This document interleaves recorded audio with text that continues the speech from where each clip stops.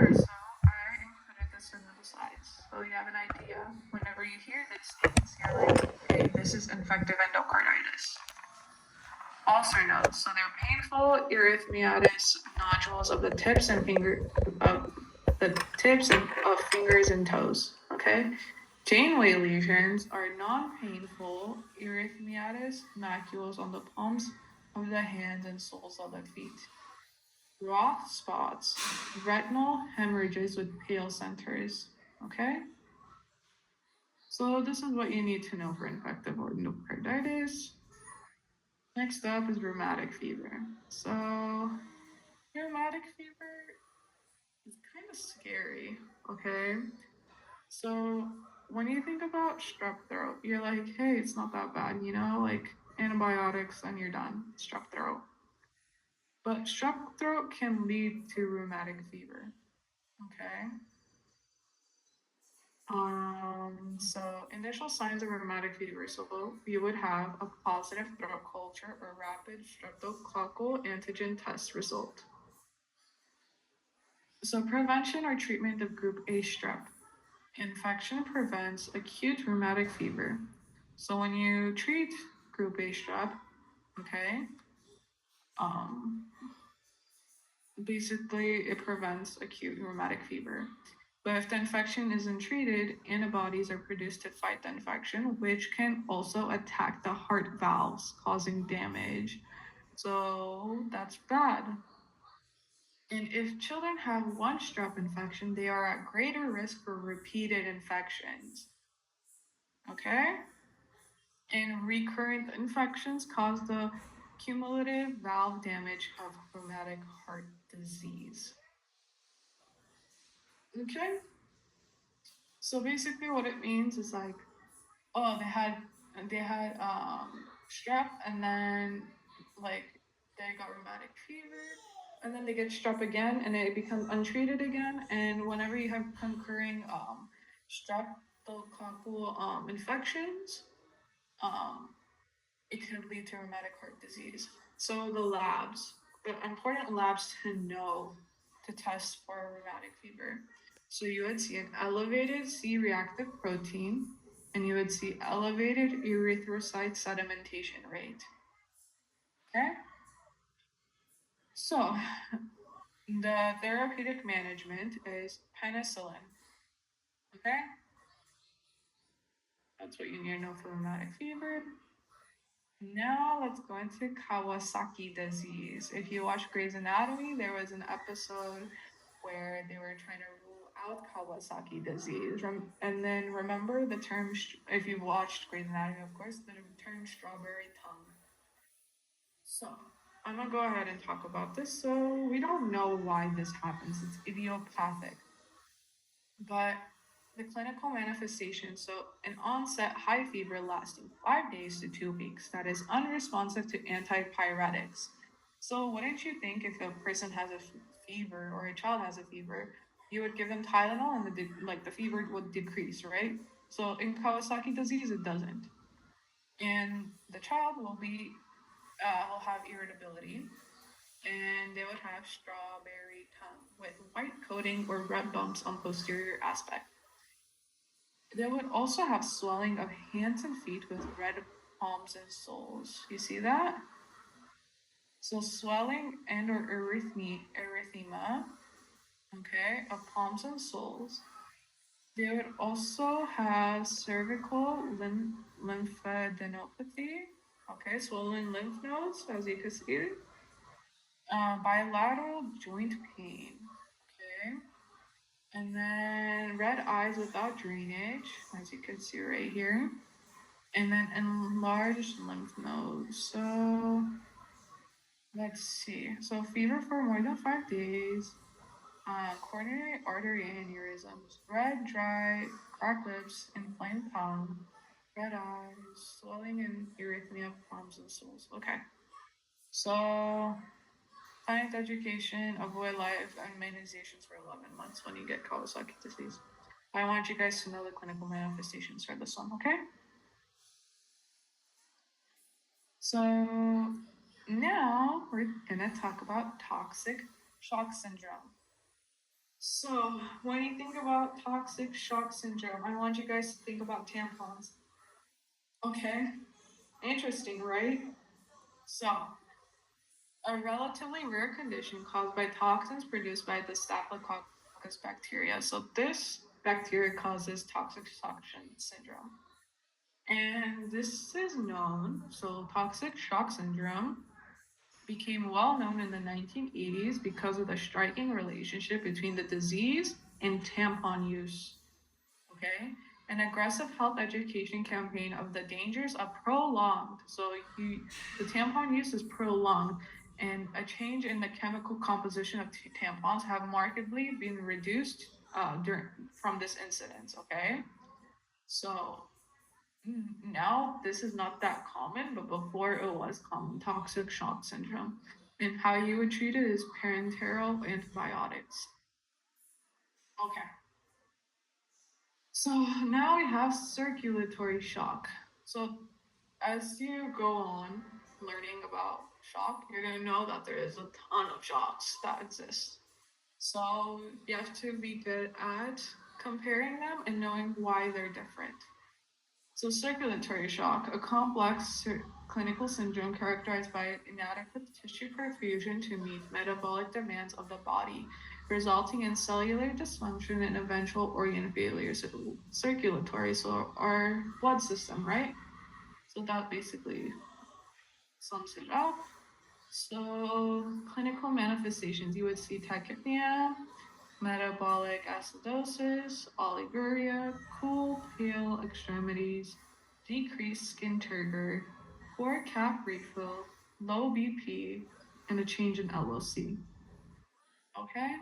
So, what does it mean by it not meeting metabolic demands? Basically, not a lot of oxygen. So, that's why you would see the change in level of consciousness. So, the signs that indicate the early decompensation is confusion, sleepiness, and decreased responsiveness. Okay. And remember, whatever I'm going over, you guys should go back into the book and read upon it. Okay? I'm always going to mention that. Okay. So next up, we have cardiac catheterization. So this is basically a catheter that's inserted into our artery, right? And basically, this could be done to get real time hemodynamic monitoring or like a stent replacement, like a stent placement, or like the balloon. Remember for the septal defect? Um, yeah. So we have to know that if bleeding occurs, direct continuous pressure is applied 2.5 centimeters, so 1 inch, above the percutaneous skin site to localize pressure over the vessel puncture. So, aftercare for cardiac catheterization. So, we have to know all of this. So, cover catheter insertion site with an adhesive bandage strip and change daily for 2 days. Okay? For 2 days. Not more than that, not less than that. 2 days. Remember that. Keep site clean and dry. Okay, clean and dry. Avoid tub baths and swimming for several days. Patient may shower or have sponge bath. So no tub baths or swimming. Observe sites for redness, swelling, drainage, and bleeding. So we're observing for infection, uveitis, bleeding, or edema. And then monitor for fever. Okay, we monitor fever because of infection. And if there is a fever, notify practitioner. So encourage rest and quiet activities for the first 3 days and avoid strenuous exercise. Discuss returning to school and resuming other activities with practitioner. Resume regular diet without restrictions. Use acetaminophen for pain. Acetaminophen and ibuprofen. Okay? I'm not, ibuprofen's not listed here, but I want you guys to know ibuprofen as well. Another word for ibuprofen is Motrin. Okay? And then keep follow up appointments per practitioner's instruction. Okay? So acetaminophen and ibuprofen. Avoid tub baths. Pressure should be applied 2.5 centimeters above the percutaneous skin site. Okay, next up, functions of play.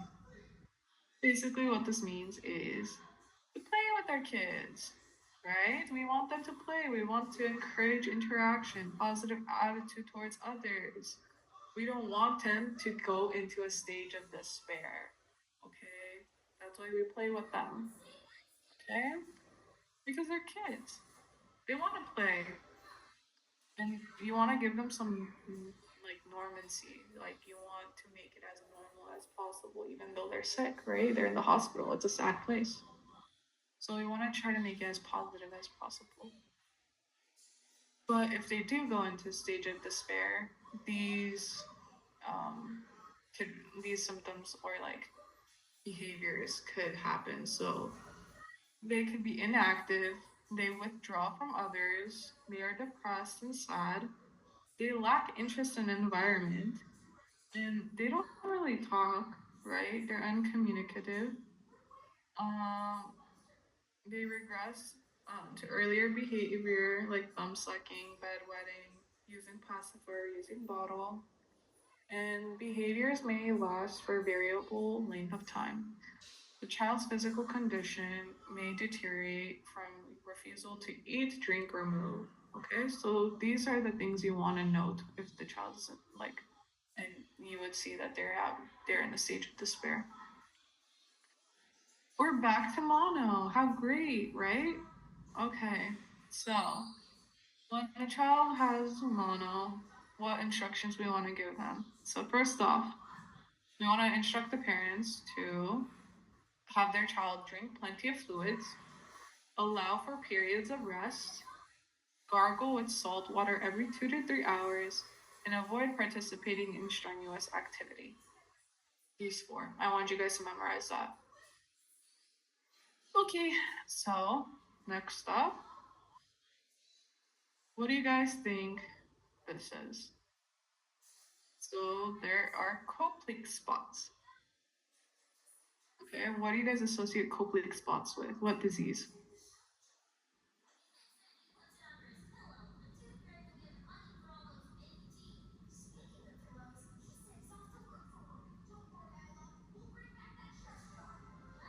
Yes, measles. So what I want you guys to do, you're gonna probably get multiple questions on measles. So I want you guys to go ahead and read up on measles, okay? Know measles very well. Know how to assess. But basically, if you do assess the mouth, how would you rule out measles? Koplik spots, okay? Okay. Go into the book and read upon measles, please. Okay, now we have our immunizations. So if everyone can hear me, I want you guys to know 4 months and 6 months.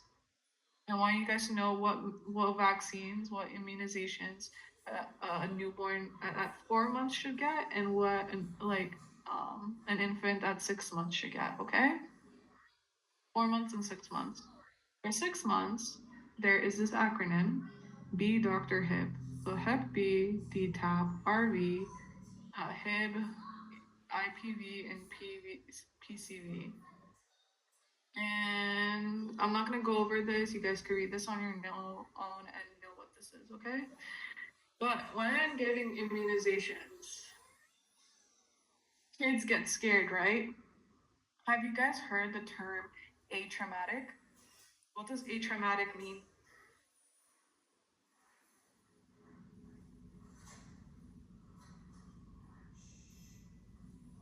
Yeah, not traumatizing. We don't want to traumatize the kid. So, what can be done? So, every kid, right, they can be traumatized after getting an immunization because it's painful. And then they're not going to want to get another immunization. So, what can be done? So, apply the topical anesthetic EMLA to the injection site and cover with occlusive dressing for at least 1 hour. Apply the topical anesthetic LMX4 to the injection site and cover it with an occlusive dressing for 30 minutes before the injection. So we basically numb the area so they don't feel it. That's atraumatic care. We don't want to traumatize them. Okay? Let me see if I'm missing anything on this part.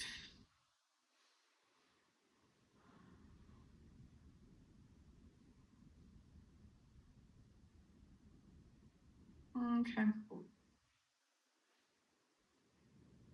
Okay. So that's it for immunizations. So digoxin. I want you guys to know, please write this in your notes. Digoxin teaching and digoxin toxicity. Okay, know those two. So digoxin, this medication improves myocardial contractility. Nursing action. So we monitor pulse and withhold the medication and prescribe um as prescribed, okay? And then generally if an infant's pulse is less than 90 minutes, the medication should be withheld. Okay? If an infant's pulse is less than 90, that is not normal. Okay? That is not a normal range. That's why we want to withhold it. Got it? But if in children, it would be held at 70 beats. Okay? Monitor for toxicity as evidenced by bradycardia, dysrhythmias, nausea, vomiting, and anorexia. Okay? Toxicity. Got it? So this can be teaching. This could be toxicity, but I want you guys to read more upon it, okay? Okay, next up. Okay, this is questions, but before I go into my questions, I want to stop this share and I want to talk about congestive heart failure. This is not in my slide, so listen up. Okay. I'm opening up the book, my PDF, and I'm going to share this. So, let me see. Where is it?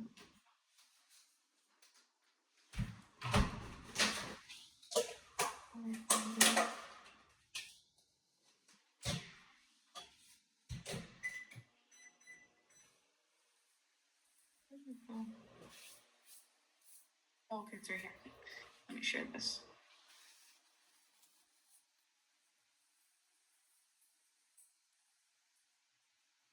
Okay, here is the book. So, congestive heart failure. So, let me make this bigger. Everyone can see, right?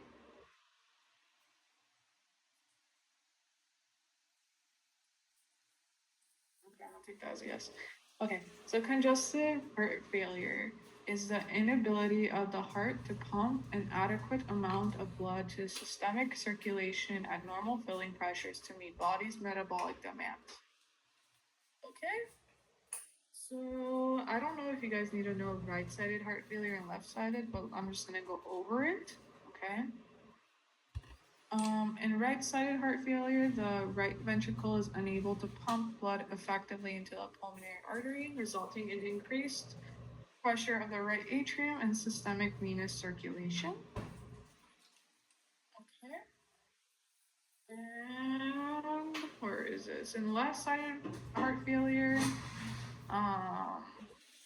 the left ventricle is unable to pump blood into systemic circulation, resulting in increased pressure of the left atrium and pulmonary veins. Okay.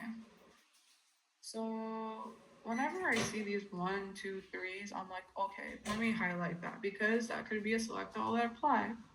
So in clinical manifestations for congestive heart failure, there would be the signs of symptoms of heart failure can be divided into 3 groups. So impaired myocardial function, pulmonary congestion, and systemic venous congestion. Okay, I'll just think about it like that. And so diagnostic evaluation, an echocardiogram is done to determine the cause of heart failure, such as congenital heart defect or poor ventricular function. Okay, so remember when I was telling you guys like about the congenital heart defects? Oh, like some of them, the clinical manifestations would be heart failure, right? Signs of heart failure. So congenital heart defects can lead to heart failure, okay? So an echocardiogram is done to determine the cause. Okay, and as you can see, there's more 1, 2, 3, 4s. I want you guys to go in the book and read it. Okay? And all I did with my PDF is literally just search it up. Okay? I literally wrote it and it comes up and you just read it. Okay, so let's go back to our questions.